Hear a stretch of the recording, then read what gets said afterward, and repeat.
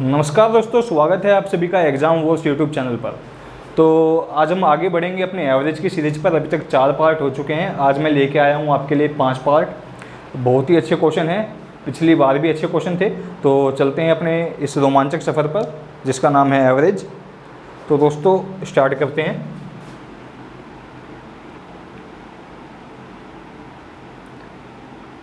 उम्मीद करता हूँ अभी तक आप बहुत कुछ सीखे होंगे, बहुत अच्छी बातें आपने जानी होंगी। तो आज की क्लास में स्टार्ट करता हूँ। आप पहला क्वेश्चन देखिए, आपकी स्क्रीन पे होगा, पढ़िए उसे। 5 years ago the average age of P and Q was 15 years. Average age of P, Q and R today is 20 years. How old will R be after 10 years? तो देखिए दोस्तों, क्या होता है, मान लो कितने बंदे हैं, P, Q, R, है ना। अब इनकी जो एवरेज एज है मान लो 10 साल दे रखी है। अब क्या पूछा गया है आपसे, 5 साल बाद। अब 5 साल बाद क्या हुआ होगा? ऐसा तो हुआ नहीं होगा खाली R की 5 साल बड़ी होगी, या फिर खाली Q की ही 8 साल बड़ी होगी, या फिर खाली P की ही 8 साल बड़ी होगी। तीनों की ही 5-5 साल बड़ी होगी, है ना। अगर इसकी भी 5 साल बड़ी होगी, इसकी भी 5 साल बड़ी होगी, इसकी भी 5 साल बड़ी होगी, तो नेट में भी, जैसे कि मैंने आपको पहले बताया था, नेट में भी आपकी 5 साल बढ़ गई होगी। मतलब एवरेज एज कितनी आ गई होगी? 15, है ना। तो ये बेसिक कॉन्सेप्ट है आपका, समझ रहे हो ना, कि खाली ऐसा नहीं होगा कि खाली एक ही बंदे की बढ़ गई हो, सबकी बढ़ेगी साथ में। तो अब क्वेश्चन में आपसे क्या कहा गया है? 5 years ago the average age of P and Q was 15 years. 5 साल पहले जो एवरेज एज थी P, Q की, वो कितनी थी दोस्तों? 15 साल थी, है ना। The average age of P and Q 15 साल थी। कब? 5 years ago, 5 साल पहले, है ना। तो अगर मैं प्रेजेंट की बात करूं, मतलब अभी की बात करूं, तो प्रेजेंट में कितनी होगी? 5 साल इसकी बड़ी होगी, 5 साल इसकी बड़ी होगी, तो मतलब नेट में 5 साल बढ़ गई होगी। तो प्रेजेंट कितनी होगी इनकी?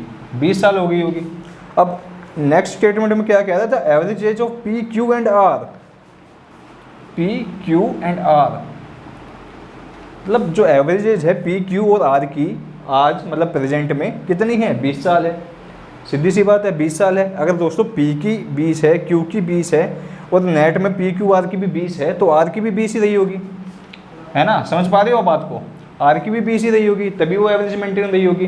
तो R की जो एज है वो कितनी है? 20 साल है। यही आपका आंसर होगा। बहुत सिंपल क्वेश्चन था, बहुत आसानी से। अगर ऐसे नहीं समझ पा रहे तो बेसिक से जाइए, मल्टीप्लाई कीजिए, माइनस कीजिए, तो बहुत अच्छा मेथड है, बहुत सिंपल सा है। P, Q की 20 है, P, Q, R की भी 20 है, तो जाहिर सी बात है R की भी 20 रही होगी। बस यही आपसे क्वेश्चन में पूछा गया है। अब क्वेश्चन में आपसे क्या पूछा गया है? क्वेश्चन में आपसे एक स्टेटमेंट और दे दी है। क्या कह दिया है कि how old will R be after 10 years। सीधी सी बात है यार, अगर अभी 20 साल का है तो 10 साल बाद कितना हो गया होगा? 30 साल का हो गया होगा। 10 साल बाद 30 साल का हो गया होगा, है ना। 10 साल बाद 30 साल का हो गया होगा, तो मतलब कि ऑप्शन सी आपका आंसर है, 30 years। ऑप्शन सी 30 years आपका आंसर हो जाएगा। उम्मीद करता हूँ समझ पाए होंगे। तो दोस्तों बढ़ते हैं अपने अगले क्वेश्चन की ओर। अगला क्वेश्चन देखिए आप, आपकी स्क्रीन पे क्या कह रहा है? The average age of husband and his wife was 23 years at the beginning of their marriage. After 5 years they have a 1 year old child. The average age of the family of 3 years, the average age of the family of 3 when the child was born was। तो दोस्तों क्या कह रहा है कि the average age of husband and wife, मतलब एक husband है और वाइफ है, इनकी एवरेज एज कितनी दे रखी है? 23 साल। कब? At the beginning of their marriage. After 5 years they have a 1 year old child. After 5 years they have 1 year old child. तो ये 5 years अगो है, और ये आफ्टर 5 years। आफ्टर 5 years तो अब इनकी एवरेज एज कितनी हो गई होगी दोस्तों? 28 साल। समझ पा रहे हैं बात को? 28 साल। अब ये क्या कह रहा है कि after 5 years they have a 1 year old child. 1 साल का उनका बच्चा है। तो अगर मैं इनका सम निकालूं हस्बैंड और वाइफ का, तो कितना हो जाएगा? 28 गुणा में 2 56 हो जाएगा कि नहीं हो जाएगा? एवरेज अगर 28 है तो सम कितना हो जाएगा? 56 हो जाएगा। अब क्या कह रहा है कि 1 साल का उनका बच्चा है, 1 साल का उनका बच्चा है, तो मतलब कि हस्बैंड, वाइफ और चाइल्ड की जो सम हो जाएगा वो कितना हो जाएगा 57। सम कितना आ गया दोस्तों 57।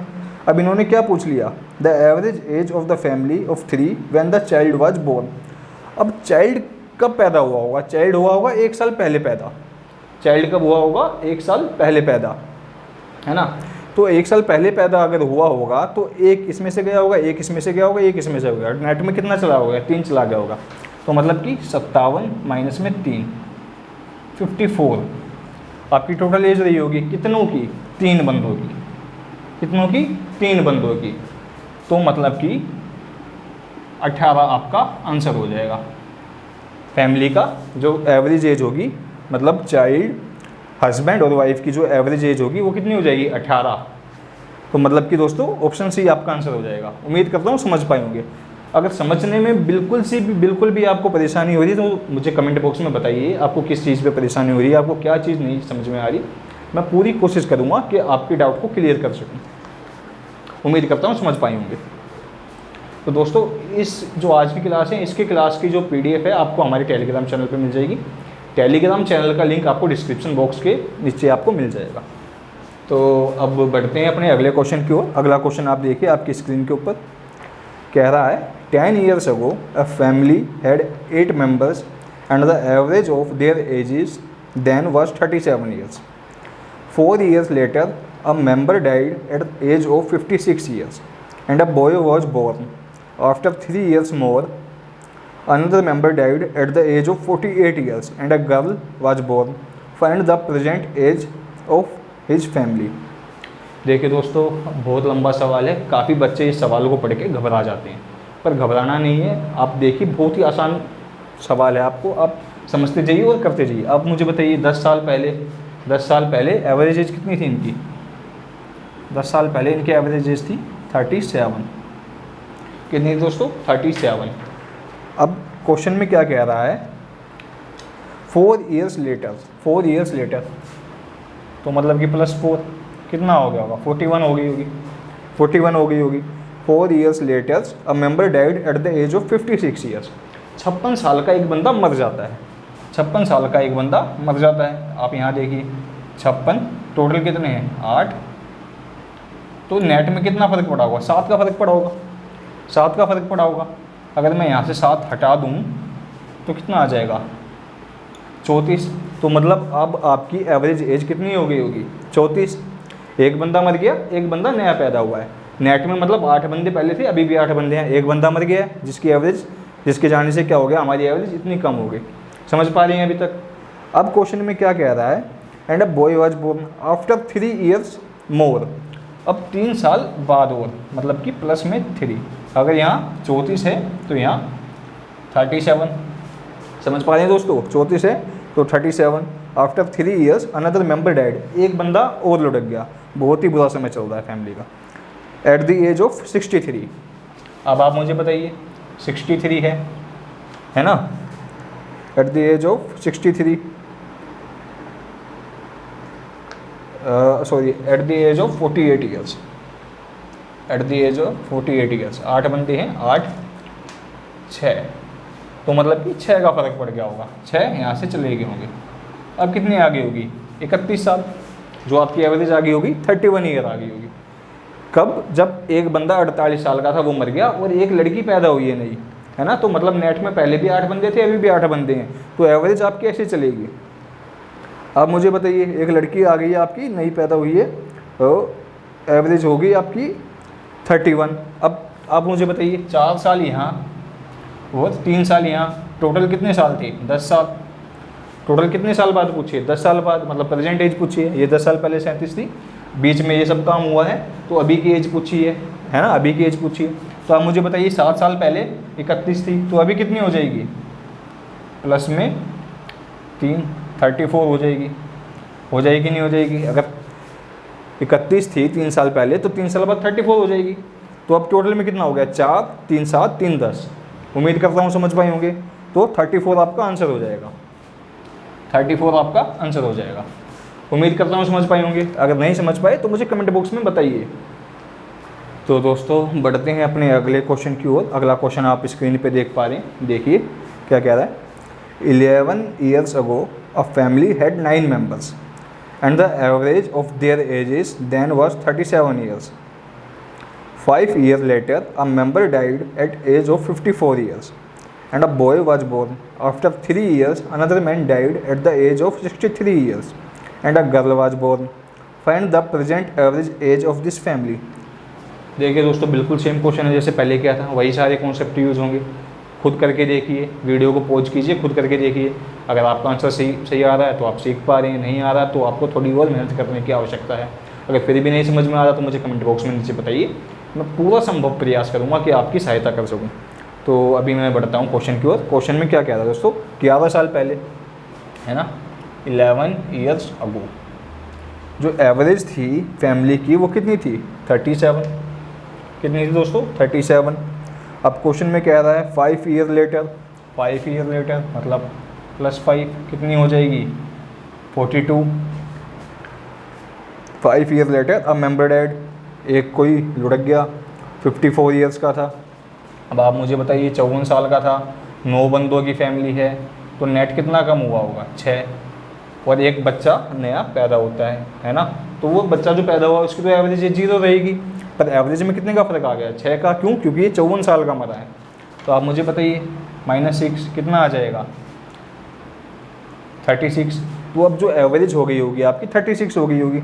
अब क्वेश्चन में आगे क्या कह रहा है, after 3 years another member died. अब 3 साल बाद यहाँ के प्लस में 3, तो यहाँ पे 36 था तो यहाँ पे 39 हो जाएगा। Another member died at the age of 63। अब कोई 63 का स्वर्ग सिधार गया, तो मतलब कि कितना फ़र्क पड़ा होगा, 7 का फ़र्क पड़ा होगा दोस्तों। माइनस में 7, 32। एक नई लड़की, एक नई बच्ची, छोटी सी गुड़िया पैदा हुई है, अब जिससे एवरेज एज हमारी कितनी होगी, 32। अब क्वेश्चन में क्या कह रहा है,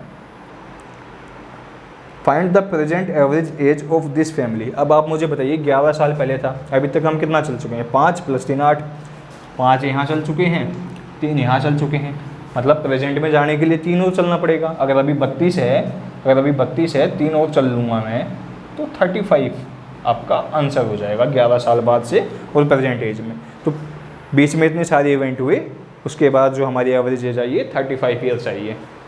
अब आप ध्यान दीजिए दोस्तों, जो मेंबर ऑफ फैमिली है उनका नंबर कम नहीं हुआ है, पहले भी 9 थे, अभी भी 9 है। एक मर रहा है तो एक आ रहा है, एक अगर स्वर्ग सिधार रहा है तो एक नया जीवन धरती पे वापस आ रहा है, तो उससे हमारी एवरेज में फ़र्क नहीं पड़ रहा। तो 35 ईयर आपका आंसर हो जाएगा, मतलब कि ऑप्शन बी। उम्मीद करता हूँ समझ पा रहे होंगे। तो अब बढ़ते हैं अपने अगले क्वेश्चन की ओर। अगला क्वेश्चन है आपका, the batting average of A cricket player for 64 inning is 62 runs. His highest scores exceed his lowest score bye 180 runs. Excluding these 2 innings, the average of remaining innings becomes 60 runs. The highest score was। देखिए दोस्तों, बहुत सारे method है, पर एक basic सा method जो मैं आपको कई क्लासों से समझाता आ रहा हूँ कि काफ़ी यूजफुल मेथड है, उसी से मैं इस क्वेश्चन को आपको समझाने की कोशिश करूँगा। अब क्या कह रहा है, the average of A cricket player of 64 inning, 64 inning है जिनकी एवरेज आपको दे रखी है 62 रन्स, है ना। His highest score exceed is lowest, मतलब जो इसकी अधिकतम पारी है, मतलब जिसमें अभी तक उसने सबसे ज़्यादा रन बनाए हैं, और जो उसकी लोवेस्ट पारी है जिसमें उसने अभी तक सबसे कम रन बनाए हैं, उनके बीच का डिफरेंस आपको 180 दे रखा है। उनके बीच का डिफरेंस आपको 180 दे रखा है। और ये भी कहा है कि अगर मैं उन 2 इनिंग को हटा दूँ, अगर मैं उन 2 इनिंग को कौन कौन सी को, जो सबसे ज़्यादा है और जो सबसे कम है, उनको मैं हटा दूँ, तो आपकी एवरेज कितनी हो जाती है, आपकी एवरेज हो जाती है 60 रन्स। आपकी एवरेज कितनी हो जाती है, 60 रन्स। तो आपसे हाईएस्ट स्कोर पूछा गया, अगर आप बताइए पहली मतलब जो हाईएस्ट और कम है वो 2 को हटा रहा हूँ तो 64 थी तो कितनी हो जाएंगी, 62। एवरेज कितनी होगी, 60। एवरेज कितनी होगी, 60। अब आप मुझे बताइए 62 में से 60 -2 और यहाँ पे -2, समझ पा रहे हैं, -2 इंटू में 64 और -2 इंटू में 60, है ना। तो यहाँ पे आ जाएगा आपका -128 और -120। तो अब ये कितना हो जाएगा आपका 248 माइनस का। अब जैसे कि मैंने आपको बताया था, ये माइनस देख के घबराना नहीं है, इस माइनस का मतलब है कि 2 इनिंग आपकी गई है ना। अब ये जो 248 आया है, ये 248 क्या है, ये 248 सम है किस किस का, आपकी हाईएस्ट इनिंग का और आपकी लोवेस्ट इनिंग का, मतलब कि आपकी हाईएस्ट इनिंग का और लोवेस्ट इनिंग का, ये आपकी हाईएस्ट और लोवेस्ट, उनका सम है 248। अब जो इनके बीच का डिफरेंस है वो कितना दिया गया है, 180, मतलब इनमें से किसी एक के पास 180 ज़्यादा होगा, 180 ज़्यादा होगा। अगर मैं उस 180 को अलग से हटा लेता हूँ, है ना दोस्तों, क्या करता हूँ मैं, अगर उस 180 को अलग से हटा लेता हूँ कि वो 180 इनके पास है ही नहीं, तो कितना बचेगा आपके पास, 20 और 48, मतलब 68 बचेगा। अब जो 68 है वो मुझे बराबर देना है, मतलब हाईएस्ट के पास भी वो 68 में से 34 जाएगा, लोवेस्ट के पास भी वो 68 में से 34 जाएगा, पर जो हाईएस्ट है उसके पास 180 ज़्यादा है, उसके पास 180 क्या है, ज़्यादा है। तो जिसके कारण क्या होता है, इसके रन हो जाते हैं 214। तो मतलब उस बंदे ने दोहरा शतक मार रखा है, समझ पा रहे हैं, उस बंदे ने दोहरा शतक मार रखा है जो हाईएस्ट इनिंग है उसकी। तो 214 आपका आंसर हो जाएगा, उम्मीद करता हूँ समझ पाए होंगे। 214 क्या हो जाएगा, आपका आंसर हो जाएगा। अब बढ़ते हैं अपने अगले क्वेश्चन की ओर। अगला क्वेश्चन आप स्क्रीन पे देख पा रहे होंगे, पढ़िए आप उस क्वेश्चन को। क्वेश्चन क्या आ रहा है, in a 20 over match the required run rate to win is 7.2। If the run rate is 6 at the end of the 15th over, the required run rate to win the match is। अब आप मुझे बताइए, 20 over का match है, required run rate 7.2 है, 20 over का match है, required run rate 7.2 है, मतलब कितने रन बनाए होंगे उन्होंने, 20 गुणा में 7.2। If the run rate is 6 at the end of 15th over, अभी तक उन्होंने कितने बनाए, 15 ओवर खेले हैं जिनमें उनकी रन रेट 6 चल रही है, तो मतलब अभी तक उन्होंने बनाए 15 गुणा में 6। अब जितने बचे होंगे, अगर उसको बचे हुए ओवर से मैं डिवाइड कर दूं, जितने बनाए होंगे अगर मैं उसको बचे हुए ओवर से डिवाइड कर दूं, तो आपका क्या आ जाएगा, रन आ जाएंगे, रिक्वायर्ड रन रेट आ जाएगी। तो चलो करते हैं। नहीं, 20 over match the required run rate to win is 7.2। 20 में कितनी है दोस्तों, 7.2।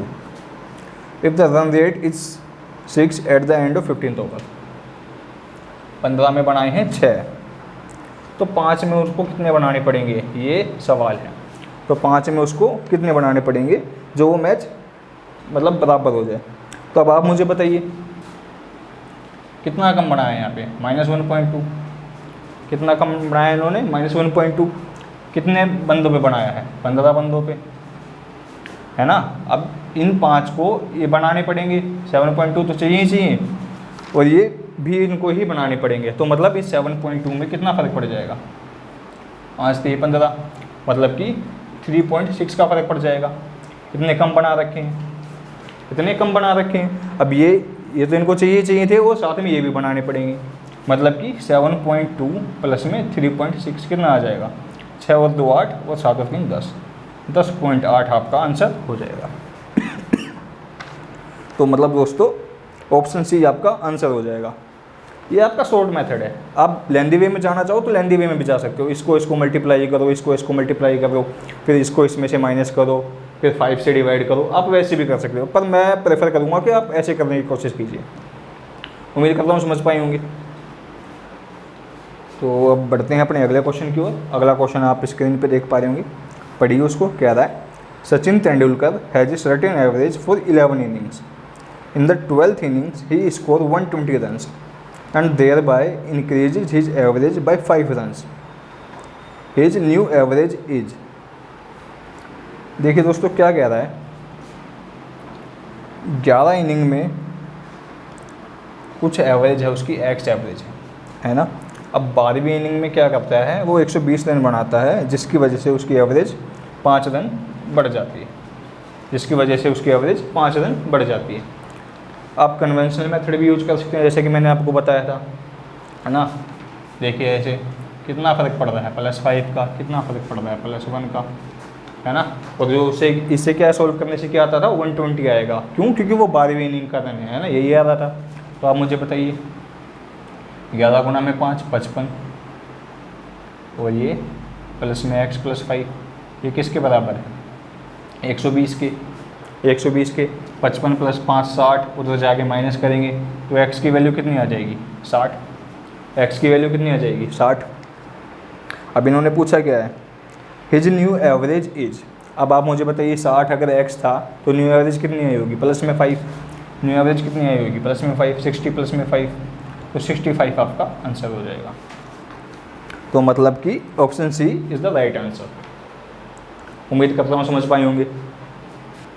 तो अब बढ़ते हैं अपने अगले क्वेश्चन की ओर। अगला क्वेश्चन आपकी स्क्रीन पे होगा, देखिए आप क्या कह रहा है। A batsman makes a score of 87 runs in the 17th innings and thus increase his average by 3 runs. Find his average after 17th innings. देखिए दोस्तों सेम क्वेश्चन है। अब क्या कह रहा है कि 16 ओवर से कुछ एवरेज होगी x, हमें नहीं पता क्या होगी।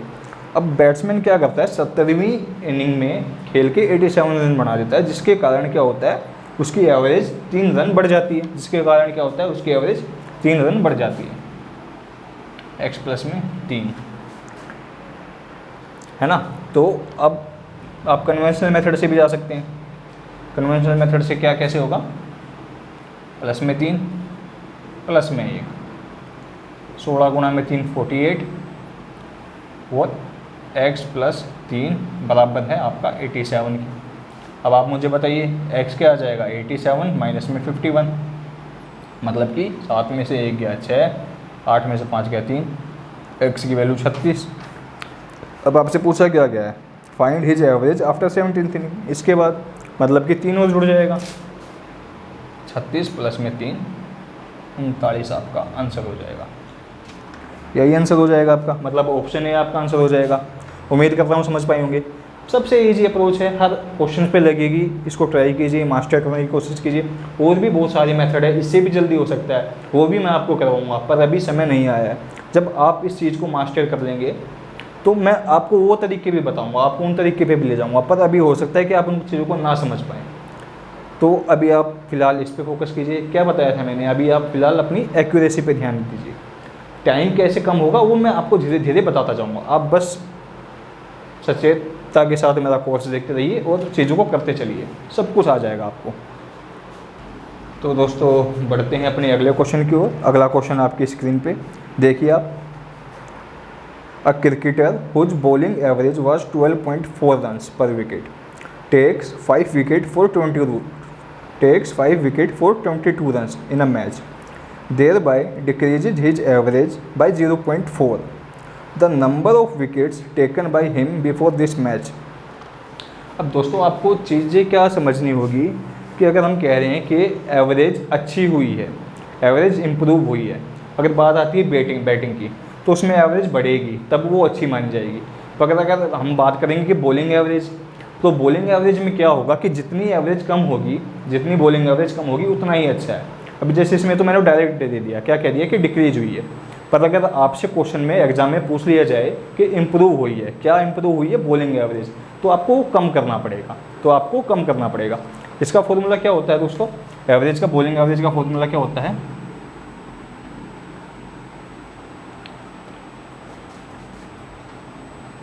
रन अपॉन में विकेट, ठीक है। तो अगर मैं रन निकालना चाहूँ तो एवरेज इंटू में विकेट हो जाएगा, अगर मैं रन निकालना चाहूँ तो एवरेज इंटू में विकेट हो जाएगा। तो अब मैं कुछ नहीं करूँगा, बिल्कुल बेसिक से जाऊँगा, क्या करूँगा, रन को कंपेयर करूँगा एक दूसरे से, क्या करूँगा, रन को कंपेयर करूँगा। आप देखिए कैसे कह रहा हूँ, समझने की कोशिश कीजिए। और भी काफ़ी सारे मेथड है, एलिगेशन से भी हो जाएगा, शॉर्ट अप्रोच भी काफ़ी सारी हैं, पर अभी आप बेसिक से समझिए इन चीज़ों को। अगर आप बेसिक से समझ जाएंगे तो हो सकता है कि अप्रोचेस और शॉर्ट अप्रोचेस और ट्रिक्स आप खुद भी डेवलप कर लें, पर बेसिक से कॉन्सेप्ट को आप समझिए। वो चीज़ें भी मैं आपको सिखाऊंगा धीरे धीरे समय के साथ, पर अभी फ़िलहाल आप ये समझने की कोशिश कीजिए। अब आप मुझे बताइए क्या दिया है कोई क्वेश्चन में, cricketer whose bowling average was 12.4 runs, 12.4 run थी, takes 5 wicket for 22 runs in a match. अब अगर मैं विकेट को x मान लूँ, तो मतलब कि 12.4 इंटू में x, ये कितने हो गए रन। अब इन्होंने क्या कहा कि 22 रन और बनाए, जिससे क्या हुआ, एवरेज 0.4 कम हो गई। मतलब अगर यहाँ 12.4 थी, अगर यहाँ 12.4 थी तो यहाँ कितनी हो जाएगी, 12 हो जाएगी। और विकेट 5 लिए हैं तो मतलब x+5 हो जाएगी, तो मतलब x+5 हो जाएगी। दोस्तों कुछ नहीं कर रहा, रन को कंपेयर कर रहा हूँ। यहाँ इतने रन रहे होंगे जो इसके बराबर होंगे, है ना, 5 विकेट और लेके इस रन के ये बराबर आया होगा। समझ पा रहे हैं, 12.4x प्लस में 22 जो अभी उन्होंने बनाए हैं, अगर मैं इनको बराबर कर दूँ तब हमारी एक्सप्रेशन आ जाएगी। अब आप मुझे बताइए, 12.4x प्लस में 22 is equal to 12x plus में 60। अगर मैं इसको यहाँ ले आऊँ तो ये माइनस करेगा, तो मतलब 0.4x, और अगर मैं इसको यहाँ ले जाऊँ तो माइनस करेगा, तो मतलब कि 38। तो अगर मैं इसको सोल्व करूँ तो क्या आ जाएगा दोस्तों, 38 गुणा में 10 बटे में 4। कुछ नहीं करता, 0.4 को पॉइंट हटा दिया, 10 ऊपर ले गया। अब आप मुझे बताइए, यहाँ पे 19, यहाँ पे 5, 19 पंजे कितना हो गया आपका, 50 और 45 95 आपकी विकेट रही होंगी। एक्स की वैल्यू क्या आ गई आपकी, 95। यही आपसे क्वेश्चन में पूछा गया है ना, बिफोर दिस मैच वाज 95। अगर उसके बाद की पूछ लेता तो इसमें +5 और हो जाता, तो मतलब 100 आपका आंसर हो जाता, पर आपसे पूछा यही गया है 95। दोस्तों बिल्कुल बेसिक से समझाया है, एलिगेशन से भी हो सकता है और शॉर्ट मेथड भी काफ़ी सारे अवेलेबल हैं, वो भी मैं आपको बताऊंगा समय के साथ। अभी आप कॉन्सेप्ट समझने की कोशिश कीजिए। ऐसा हो सकता है एग्ज़ाम में क्या होता है कि टाइम कम मिलता है, जिसकी वजह से बच्चे कॉन्सेप्ट अप्लाई नहीं कर पाते, पर बेसिक मेथड आप कभी नहीं भूलोगे। बेसिक मेथड आपको जानना बहुत आवश्यक है, तो बेसिक मेथड भी आप याद रखिए और इसे करने की कोशिश कीजिए। ज़्यादा समय नहीं लगा, देखिए दोस्तों 2 मिनट का क्वेश्चन है बस। मैं बढ़ता हूँ आज की क्लास के अंतिम क्वेश्चन की ओर, लास्ट क्वेश्चन होगा ये आज की क्लास का। देखिए आप अपनी स्क्रीन के ऊपर क्वेश्चन कह रहा है, the bowling average of a bowler in certain match is 27 run per wicket if he takes 6 wicket for 60 runs in his next inning, then its bowling average become 25 runs per wicket. Find the wickets taken by him till last innings. तो देखिए दोस्तों, करते हैं अपना question. बिल्कुल same question है, exact same question है। Pose करके खुद करने की कोशिश कीजिए, अगर नहीं होता तो मुझे कमेंट बॉक्स में बताइए, मैं पूरा प्रयास करूँगा, हर संभव प्रयास करूँगा कि आपके डाउट का आंसर कर सकूँ। तो आप हमारे टेलीग्राम चैनल पे विजिट कर सकते हैं, वहाँ पे अपने डाउट पूछ सकते हैं। टेलीग्राम चैनल का लिंक आपके डिस्क्रिप्शन बॉक्स में आपको मिल जाएगा। सेम क्वेश्चन है दोस्तों, क्या कह रहा है, the bowling average of a bowler in a certain match is 27 run per wicket if he takes 6 wicket. अब फिर दोबारा क्या करना है, विकेट को x मान लेना, 27x। अब ये क्या आ गया, रन आ गया, तभी तक के रन आ गए। अगर मुझे बराबर पुट करना है तो अगली इनिंग में उन्होंने 60 रन बनाए थे, तो प्लस में 60 में यहाँ कर दूँगा। और कितनी विकेट ली थी दोस्तों, विकेट ली थी 6, तो मतलब कि विकेट कितनी ली थी, 6, जिससे आपके एवरेज कितनी हो गई थी, 25 इंटू में x+6। यही एक्सप्रेशन बनेगी, यही बनाइए आप सबने। अगर यही बनाइए तो बहुत अच्छा, अगर नहीं बन पाई तो थोड़ी और मेहनत कीजिए। आप देखिए, अब इसको अगर मैं सॉल्व करूँगा, 27x प्लस में 60 is equal to 25x plus में 25 गुणा में 6। इसको इधर ले आऊँगा तो 2x, और अगर मैं इसको इधर लेके जाता हूँ तो यहाँ पे कितना आ रहा है, 100 और 150 में से 60 गया, 90। x की वैल्यू कितनी आ जाएगी आपकी, 45। x की वैल्यू कितनी आ गई आपकी, 45। अब इसमें क्या पूछा गया है कि आपसे पूछा गया है विकेट कितने होंगे उस एक इनिंग के बाद। अब आप मुझे बताइए, उसने 6 विकेट लिए थे, 6 विकेट लिए थे, तो 45 प्लस में 6, 51 आपका आंसर हो जाएगा। 51 आपका आंसर हो जाएगा, मतलब ऑप्शन बी आपका आंसर हो जाएगा। उम्मीद करता हूँ समझ पाए होंगे। तो दोस्तों ये आज की क्लास का लास्ट क्वेश्चन था, उम्मीद करता हूँ आप समझ पाए। मेरी वीडियो को देखने के लिए बहुत बहुत धन्यवाद। अगर आपको पसंद आ रही है तो कृपया लाइक कीजिए, सब्सक्राइब कीजिए, कमेंट कीजिए, और आप हमारा टेलीग्राम चैनल विजिट कर सकते हैं, और हमारे और भी सोशल मीडिया हैंडल्स हैं, आप वहाँ पे भी जाके विजिट कर सकते हैं। अगर आपकी कोई भी इंक्वायरी है तो आप वहाँ पे पोस्ट कर सकते हैं, फीडबैक दे सकते हैं, अगर आपके कोई सजेशन है तो वो भी दे सकते हैं। तो दोस्तों धन्यवाद, आपका दिन मंगलमय हो।